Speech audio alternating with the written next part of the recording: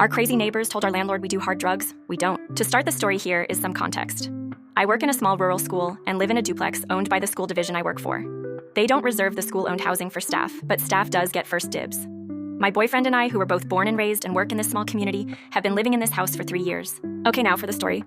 In September, we got new neighbors on the other side of our duplex. They looked like a sweet old couple and did not work for the school division.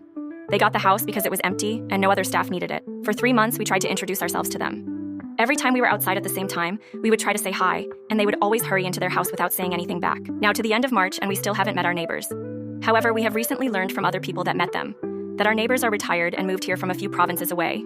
They have recently moved their adult son in with them as well. Apparently, they moved here because God called them to this community, because we are a bunch of sinners that need to be saved. Now, mind you, at this point, it's all rumors. We have stopped trying to introduce ourselves, but are still being very courteous neighbors.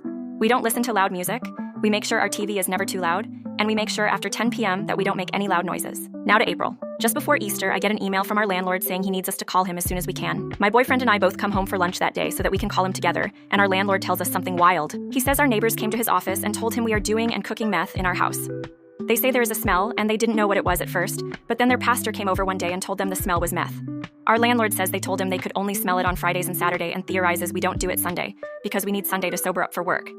They tell him that they are worried about a fire hazard because they think we are making the drug, and they don't feel safe. He says his wife is moving out because she is worried about being poisoned from the smell.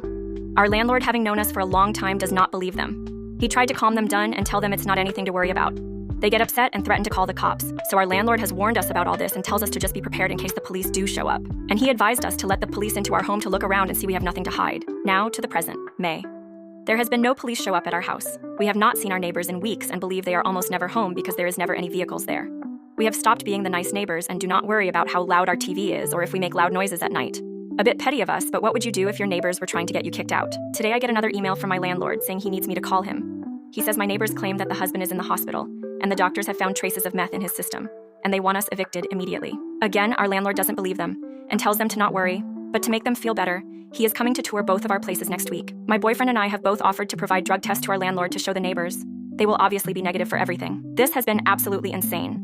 This couple comes into a small community and tries to spread lies about a family who has been here for over 20 years, me and my boyfriend. No one in our town believes them, and it has become a joke at both of our places of work. If anyone is interested in this story, I will keep updating after our landlord visits.